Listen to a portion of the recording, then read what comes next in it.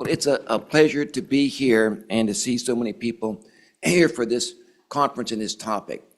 So my interest in this actually started before I was born, as Celine was talking about. We all have things we inherit from our parents, and they inherited from their parents. I never knew my grandfather because he died of a stroke before I was born. I never knew my grandmother on my mother's side because she died of a stroke. So on both sides of the family, there were problems in terms of diabetes, hypertension, and premature atherosclerosis.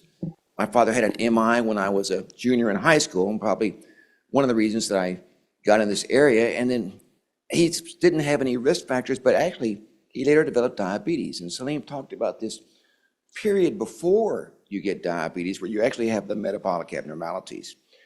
So it's a very common disorder, and I decided early on we were just treating the symptoms. When I was an intern at UT Southwestern, a high cholesterol was 300. High blood pressure was your age plus 100. So if you were 75 years old, as long as your blood pressure systolic was under 175, that was okay. It's just getting older. That's what we thought. And we had some hypertension experts, and high glucose was basically, if you couldn't keep it under 300, or someone had polyuria, polydipsia, polyphagia. So we've come a long ways in terms of this. Let's see, slides. So this is really the epidemic of our generation. And it's related to changes in lifestyle, environment, many different factors, but these tremendous increase globally, diabetes, obesity, high triglycerides. On one side, what do you get? Atherosclerotic coronary heart disease, CVA-PAD, and we're doing a lot of work with a large epidemiological study called the ERIC study. The other thing that people are not aware of is that, in fact, cognitive decline, once you get past 75, at least from what I'm looking at in our data, vascular dementia is a bigger cause than Alzheimer's. So this is also driving in our older population cognitive decline and dementia. So yes, people are living longer, but a lot more people are also demented with it. And Salim talked about the risk factors, the impact on the atherosclerosis, hypertension. You've seen this slide. So I'll start with lipoproteins, because we'll start with atherosclerosis. And atheroma, by definition, has basically foam cells, macrophages, first described by Anichkov over a century ago. So there's cholesterol, there's lipoproteins play a key role in this. We focus primarily on LDL. We use LDL cholesterol as a surrogate for measurement of LDL particles, but it turns out these other particles that carry triglycerides, or LPA, are also very important. And it's an area where we haven't been quite as successful in terms of our treatments. So Salim talked about the guidelines. It's a very simple concept. The greater the risk of the individual, the more intensive we are with lifestyle and with pharmacotherapy. And fortunately, we have some agents such as statins, which are highly effective, but as Salim also pointed out, not that well implemented. So one of the things that's extraordinary is, we have a very unusual healthcare system. We have some of the most expensive branded drugs in the world, but we also have some of the least expensive generic drugs in the world. So I was just looking on my phone before I got up here. If you go to GoodRx, you can get 180 tablets of atorvastatin, 10 milligrams. 180 tablets. Anybody want to guess how much it costs at Randall's? $8. So what is that? That's less than 5 cents a day. So it's the cost to healthcare systems of these drugs is almost non-existent. In fact, they are cost savings, which you almost never see in prevention. And yet, as Salim has done a lot of work, we don't implement them terribly well. Ezetimibe is also an inexpensive agent. So we have a couple of very inexpensive generic therapies. We have some fantastic newer therapies that are expensive. We've got PCSK9 inhibitors that are monoclonals. We've got a small interfering RNA that you give an injection every 6 months, and it sustains LDL. The monoclonals are every 2 weeks or once a month. And we have a non-statin that also blocks cholesterol synthesis called bempedoic acid. And there's a lot more focus on lowering LDL. The first approach is logical. If you have inexpensive generic agents with proven data and efficacy, you start with statins and ezetimibe. But we also know that if people can't get to target, or if they have problems with those medications, we have some excellent alternatives now. These have all, we don't have the outcomes yet with the siRNA, but we have outcomes with the monoclonals, we have outcomes with bempedoic acid. They all reduce events, and the amount of event reduction is related to the amount of LDL cholesterol reduction. So it's nothing magical about a statins. It's an issue of lowering atherogenic lipoproteins. So the technology is incredible. I mean, what happens now is you go from identification of, these huge population databases. You can look at genetic associations between a gene and, for example, a lipoprotein level, and do Mendelian randomization, see if it's in the causal pathway, and boom, you have a target for a drug. And the technology between monoclonals, siRNAs. So, now you don't have to just target the protein. You can block the synthesis of the protein by targeting the messenger RNA. And that's what's happening we have these siRNAs, we have antisense oligonucleotides. There's a development of an oral PCSK9 inhibitor, also through the incredible technological developments of small molecules, screening with libraries. You can screen 10 to the 10 molecules with these synthetic cyclic peptides. And then also, once in a lifetime, CRISPR-Cas9. So you basically target genes in the liver. So the technology is racing ahead for better and better therapies. This week, PCSK9 is a major target, but there are other ones for it. One of the things in this field that really changed dramatically is, Salim talked about triglycerides. He didn't say too much about HDL cholesterol. Now, HDL cholesterol is very important for risk assessment when you see a low HDL, but it turns out that trying to raise HDL has not been successful. And it turns out that we were probably focusing on the wrong thing. People with low HDL cholesterol, they have increased levels of postprandial lipemia. They have increased triglyceride-rich lipoproteins. And when I had started at Baylor many years ago, Wolfgang and Joseph Patch proposed that HDL cholesterol was like hemoglobin A1C. It was a marker of basically prolonged periods of postprandial lipemia. It's interesting, if you were to take a look in a multivariate model and have hemoglobin A1C and glucose drops out as a risk factor. So somebody might say, aha, you see, glucose drops out. Glucose is not important. It's all about hemoglobin A1C. And you would say, well, you're an idiot, because the reason you have a high hemoglobin A1C is because you have high glucose. So when things are in the same pathway, sometimes statistics can give misleading information and misleading conclusions of the information. So the genetics points out here that when you look at it, LDL is important by these Mendelian randomization studies, and so are triglycerides. So what ends up happening is we know that people with high triglycerides had increased events. It's been very difficult to reduce events by lowering triglycerides. It's been a challenge. We only have one therapy that's worked in terms of pharmacotherapies. One thing is when you see a high triglyceride, it's very important to look at lifestyle and secondary factors. And I've been doing this for a long time, and I ask people, the typical question is, by the way, do you know what triglycerides are? And they know something about cholesterol, and they say, no, not really. I say, well, it's 3 fatty acids with basically a glycerol molecule.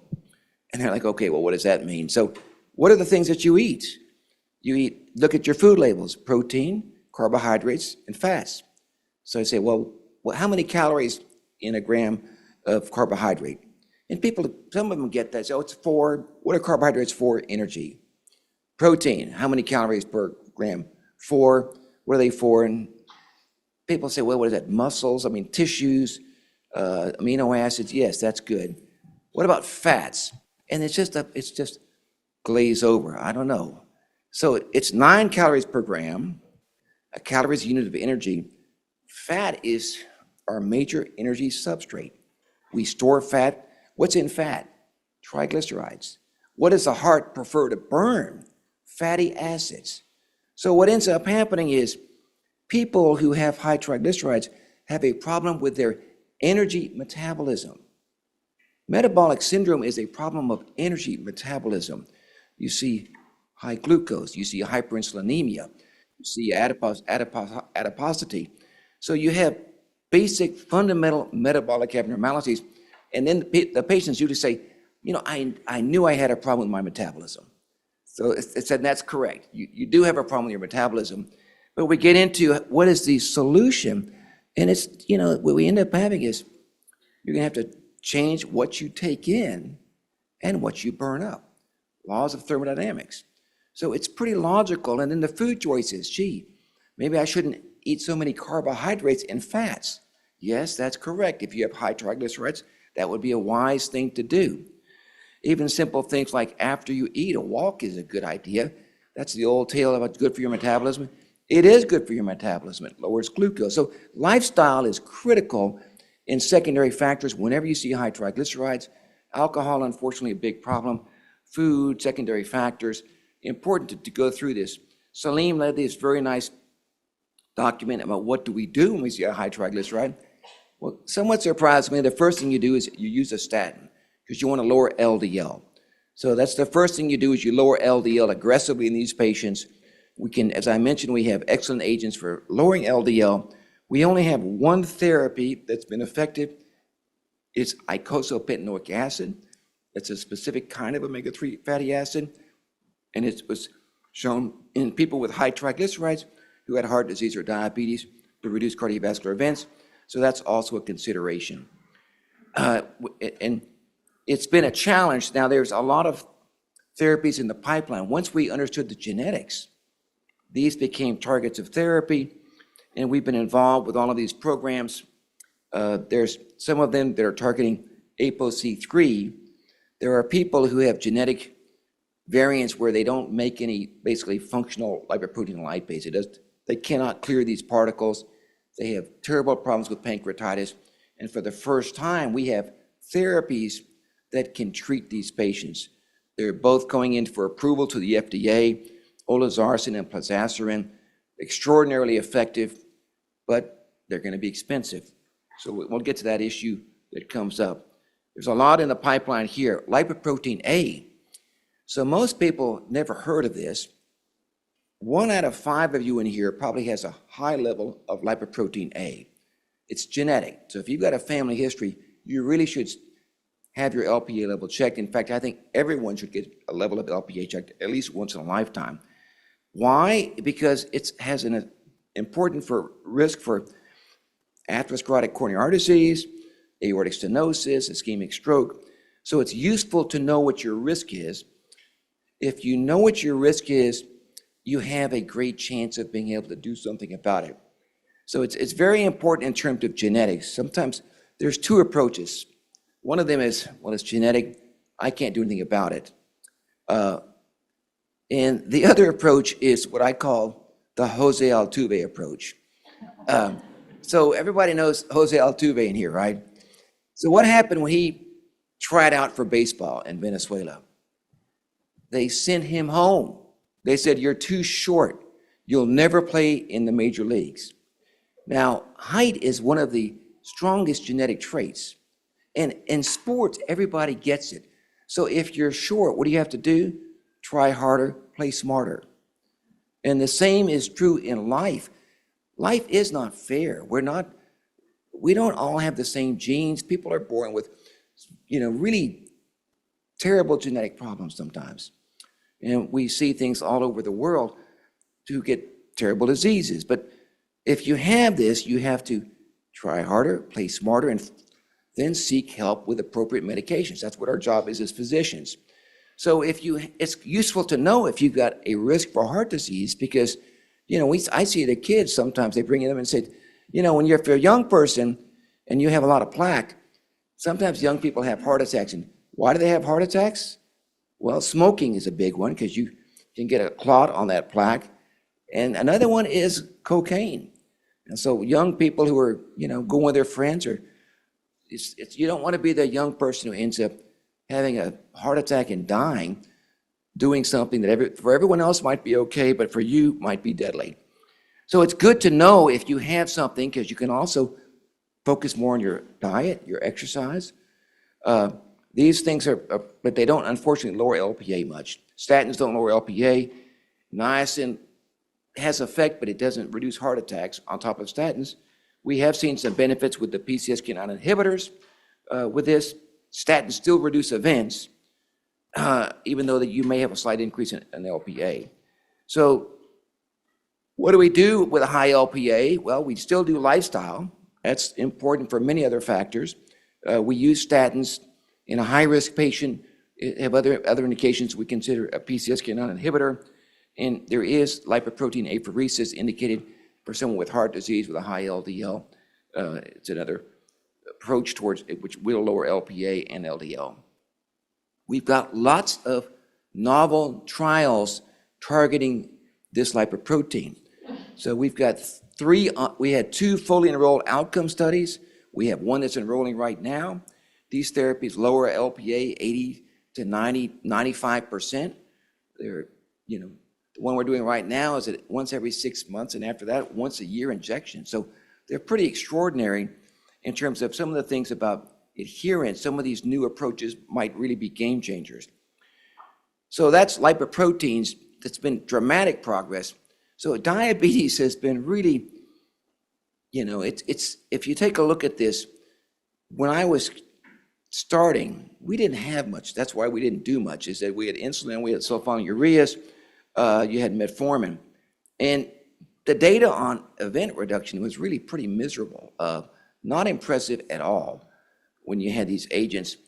And there was concerns, in fact, that some of the agents, the newer ones, might actually increase cardiovascular risk. And so the FDA said you have to do outcome studies to make sure you're not harming patients. So as this was done, there were some disappointments. We had these drugs that were, we thought were going to be really exciting, DPP-4 inhibitors. They did not reduce cardiovascular events. But then we all of a sudden saw that agents, I was thinking, now how would a drug that makes you pee out glucose reduce events? Because we were trained as back in the day that, having a lot of glucose in your urine was a bad thing. So having an agent that made you basically not take it up and goes out in your urine, these are the SGLT2 inhibitors. And then, bam, reduction in mortality. The GLP-1 agonist. I mean, it's just dramatic. The data on these came in agent after agent, and you're seeing a reduction in cardiovascular events. All the years of this treating diabetes and not having agents that reduce cardiovascular events, which is the major cause. Now, controlling A1C is important for the eye and the kidney for small vessel disease. So very dramatic. Then the question comes up, well, gee, how did it work? And we're still trying to figure that out. I mean, these drugs were initially approved to lower glucose. They have a number of mechanisms here, and it's really tremendously exciting. I will say we've used therapies that we didn't know how they worked sometimes fully in terms of some of the mechanisms of action. There's lots of things. We know there's weight loss, but there's a lot of other properties that may be making an impact in terms of how GLP-1 agonists end up leading to these reductions in cardiovascular events.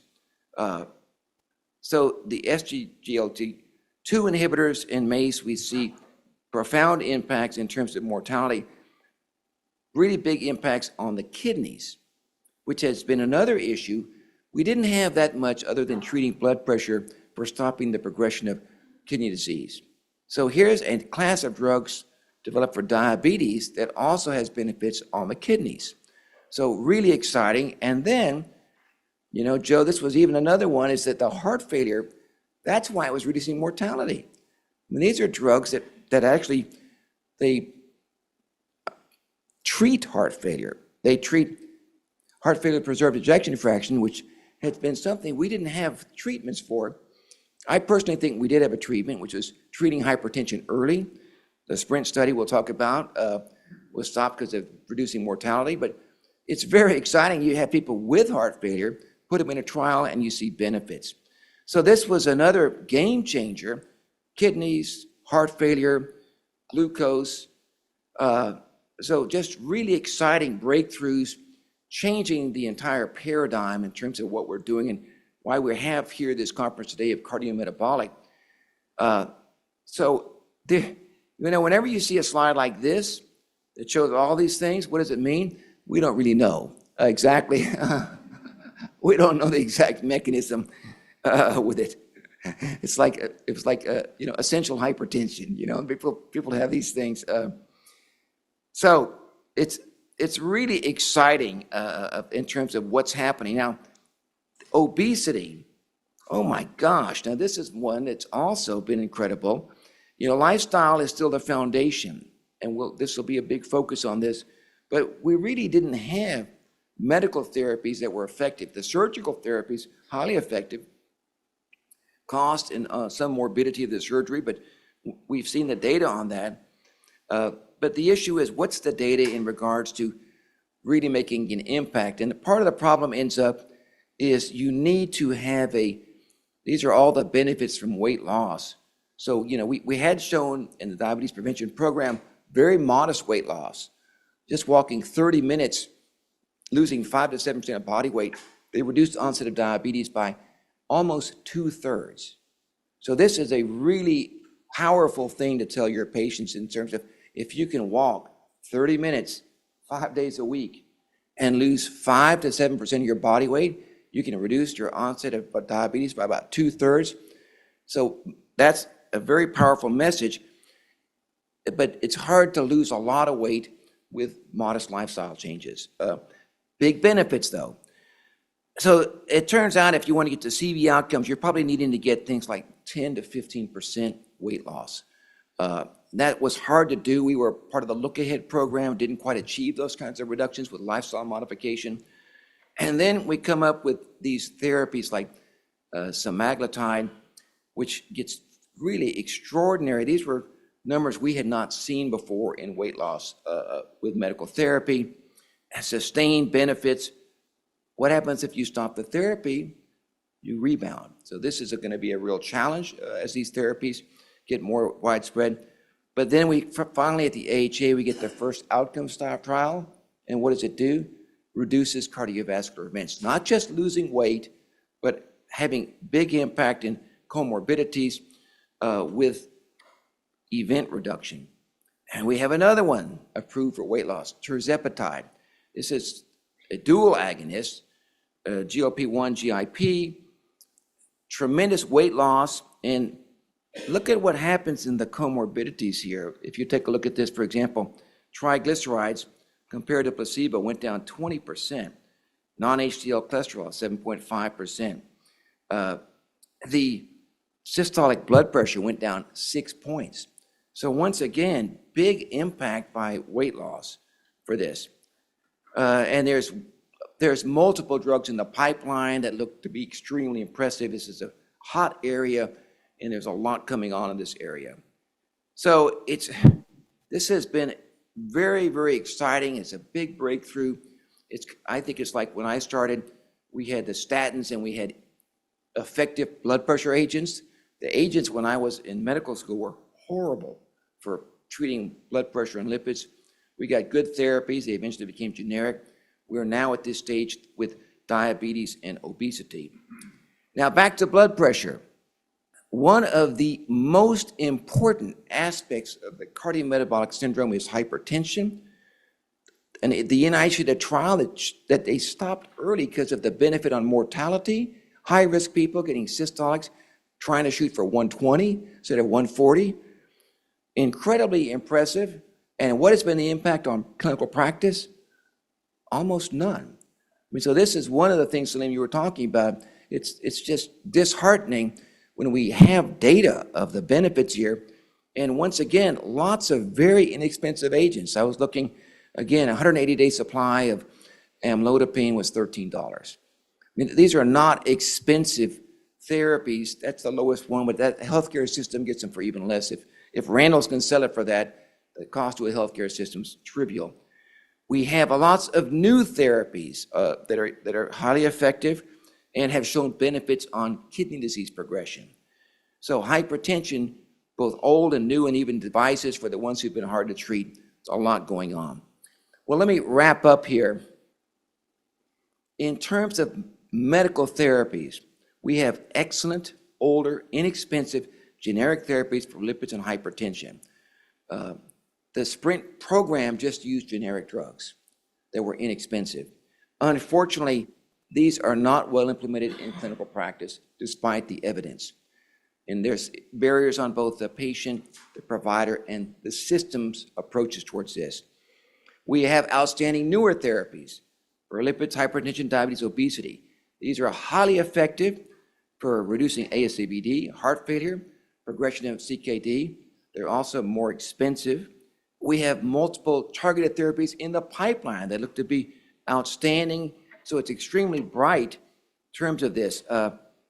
Now, what I want to emphasize, if I talked about a pill that was beneficial for vascular function, lipids, hypertension, obesity, also enhanced sexual function, treated depression, reduced cognitive decline, helped symptoms of osteoarthritis.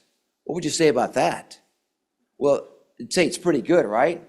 There's something called exercise that does all of these things with it. So, we have some therapies that are underprescribed and certainly underutilized. So lifestyle remains the fundamental approach. And the other thing comes up, if you comply with lifestyle, you can use less medications, lower dosages with it. The other issue is, unfortunately, access to newer therapies due to cost of the therapies, even if you have insurance.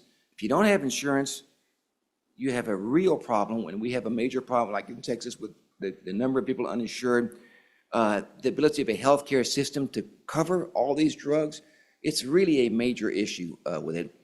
So it's exciting that we have these therapies. Celine pointed out the disparities that we have, and I think, Kerm, you've done some work in terms of the cost of these therapies and the difficulty of a healthcare system with it. So it's great that we have these. It's challenging for the implementation, but I think the future is bright, and that certainly as societies we can work towards better implementation and using these agents wisely in an affordable manner. Thank you very much.